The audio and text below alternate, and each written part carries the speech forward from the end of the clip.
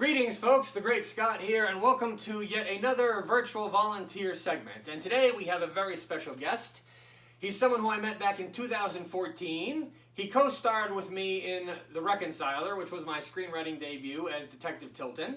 He also appeared in the movie The Book of Ruth, and his claim to fame is he is the attending physician who pronounces Lincoln deceased in the Steven Spielberg film Lincoln.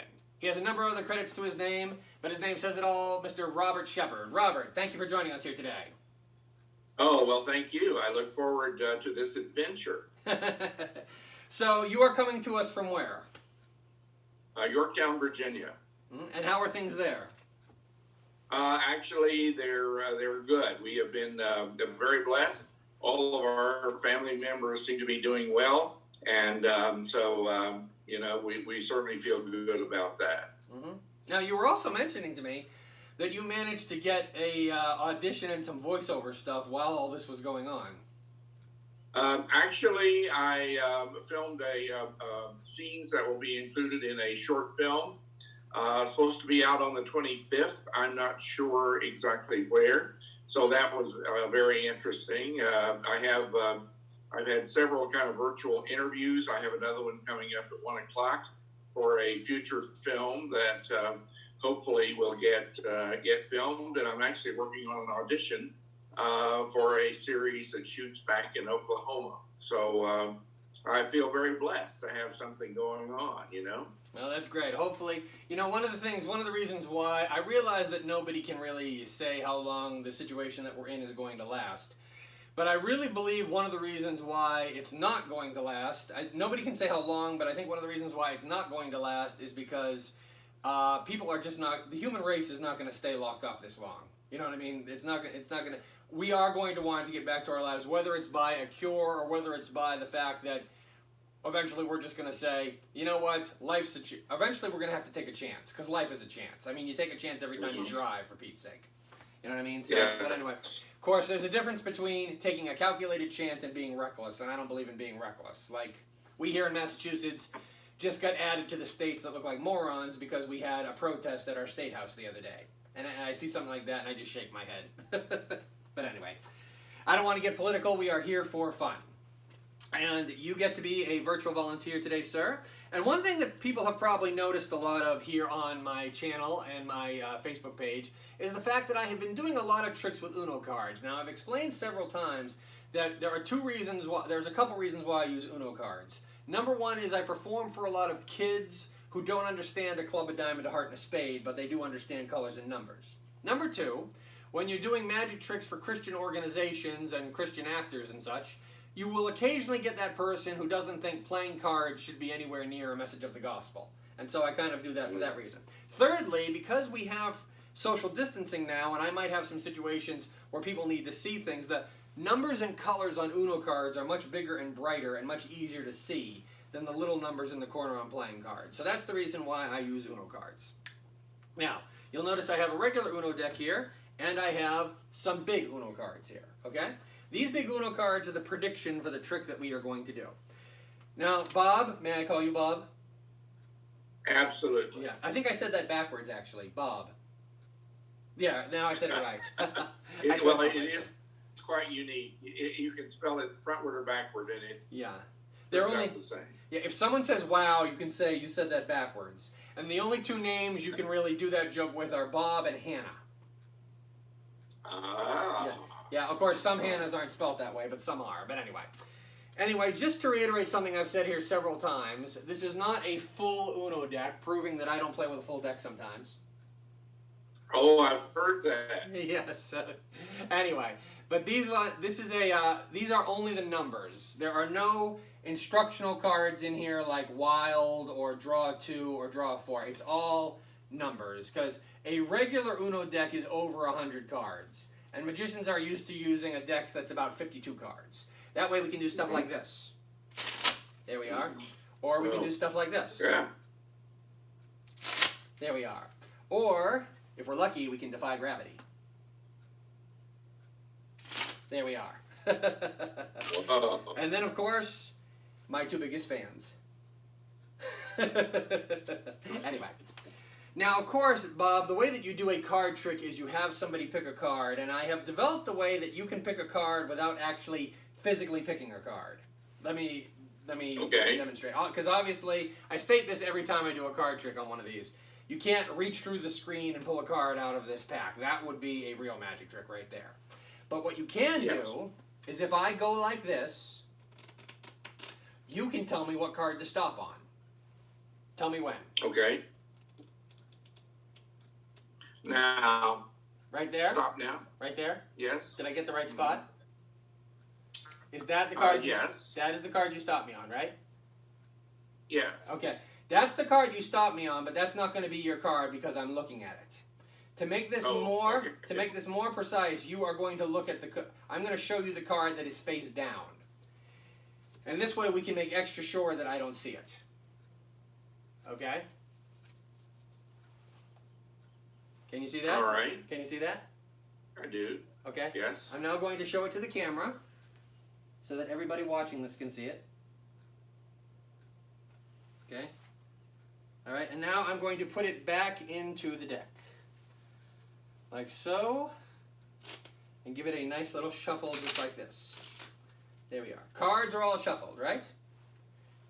Now you remember the card that you saw, right? You remember the color and the number, correct? Okay. Yes. Now, this is actually a newer trick that I just started doing recently. I actually haven't done it for a public audience. The lockdown happened before I had a chance to try it out. So you're actually one of the first people who's seeing this, believe it or not, other than my family. You'll notice that I have these cards here. Sorry, what? Say again? I feel a lot of pressure. Oh, no, there's no pressure. Now, you guys might notice that I have some big Uno cards here. And I have several Uno cards. One of the reasons why I love this trick is that there are 4 big Uno cards here. And I'm confident, Bob, that one of these will match the card that you picked. Now, the reason why I love this trick is, if I get one wrong, I've got 3 more chances to get it right. All right. Bob, did you pick a blue 5? No. You did not. 1 down, 3 to go. Did you pick a green 5? No. Okay. 0 for 2. That's not very good odds. All right. Bob, did you pick a red 5? No. Oh, boy. Did you pick a yellow 5? You know, I think I got confused. Really? With your demonstration of the card that you showed me, you remember? And then I think I got it confused with the one that I had picked earlier. Well, no, you didn't pick one earlier. The one that I hold up by itself. Okay. So you didn't pick that one. Yeah, the one I held up by itself. Do you remember that one? Yes. Okay. So it wasn't a 5, right? It was not. It was not a 5. Okay. Well, that's okay. But you see, that's the trick. You see, I knew he wasn't going to pick a 5. Wasn't that amazing? No, I'm joking. No, that's not the trick. That's not the trick. Here's the real way that these 4 5s are my prediction, okay?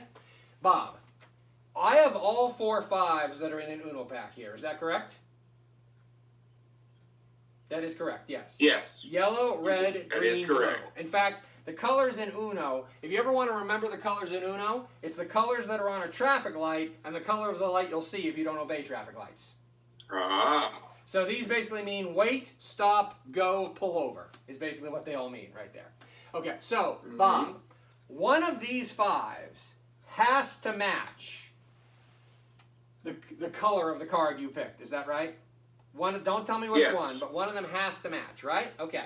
What if I could square these up, Bob, and I did this right here, and then I told you that whichever 5 was the same color of the card that you picked had just jumped out and flipped over. Would that be interesting? Yes. Okay, so let's fan these out again, and you will see very carefully that the red 5 turned over. Was the card that you picked red by any chance, Bob? Yes. Okay, so I at least got the color, but it would have been more amazing if I had figured out the number, right? Yes. Did it look anything like that? Yes, it did. Exactly. So you picked a red 2. Yes. And at this point, people start to wonder, okay, so if he picked the red 2, what happened to the red 5? Well, yes, that's my question. Yes, well, that's the magic. That's the magic right there. Thank you, Bob, for being such a good virtual volunteer with that trick. Appreciate it. Well, it's pretty amazing.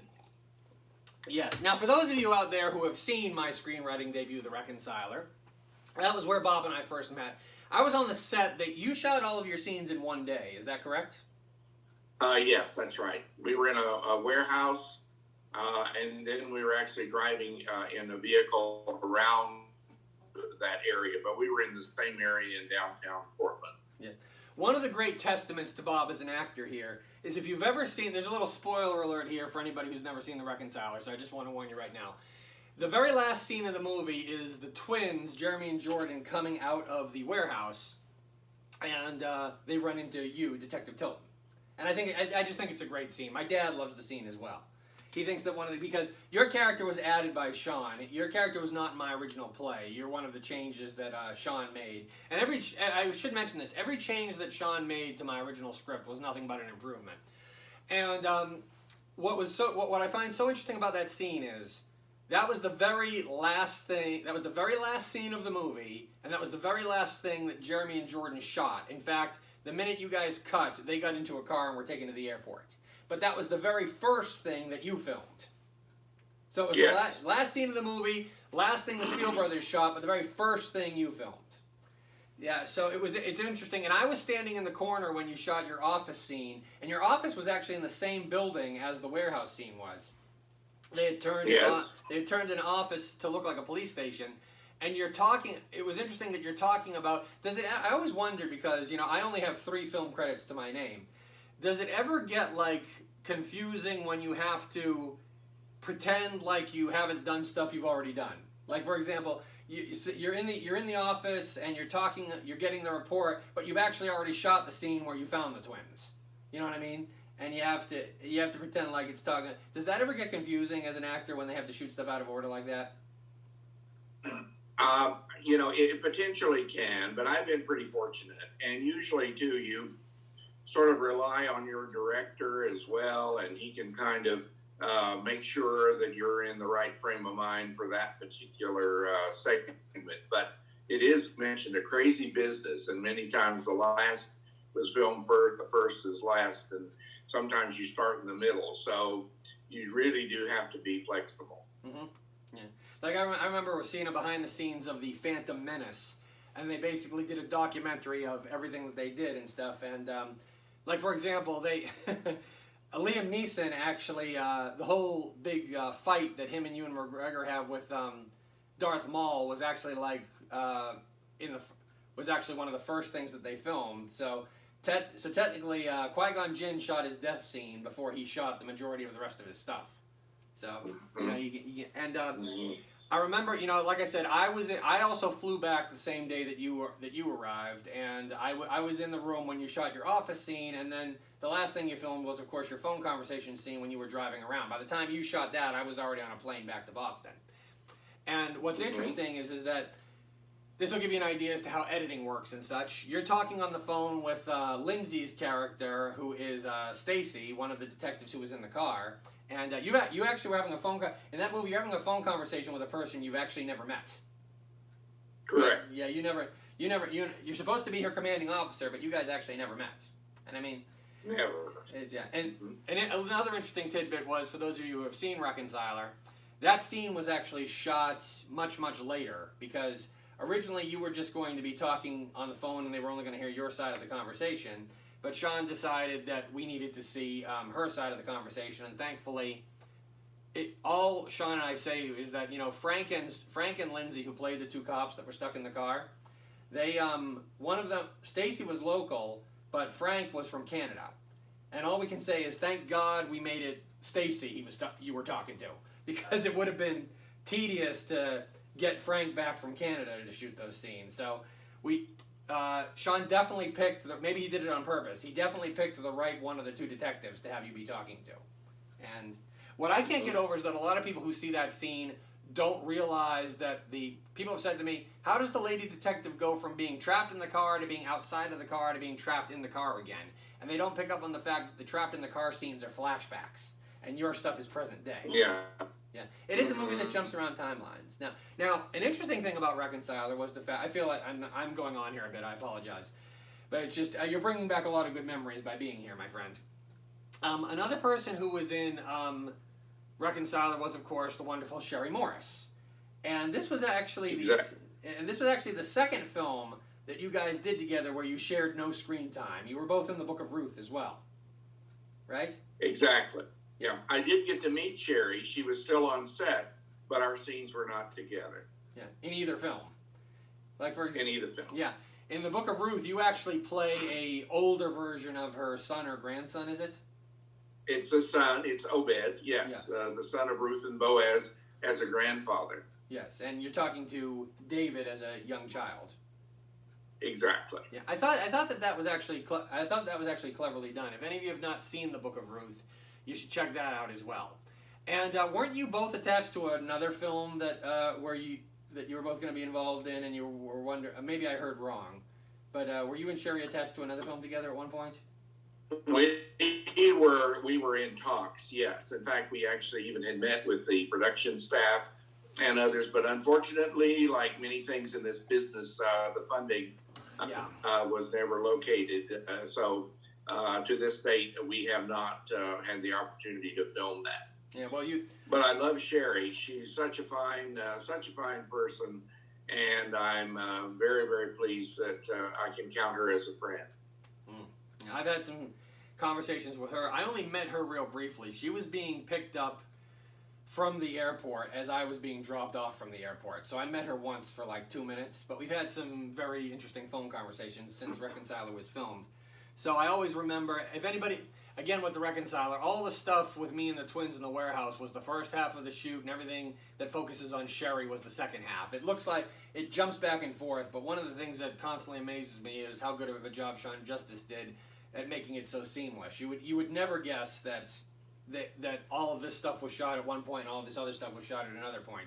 It looks like they're going on simultaneously, which is the magic of editing, folks.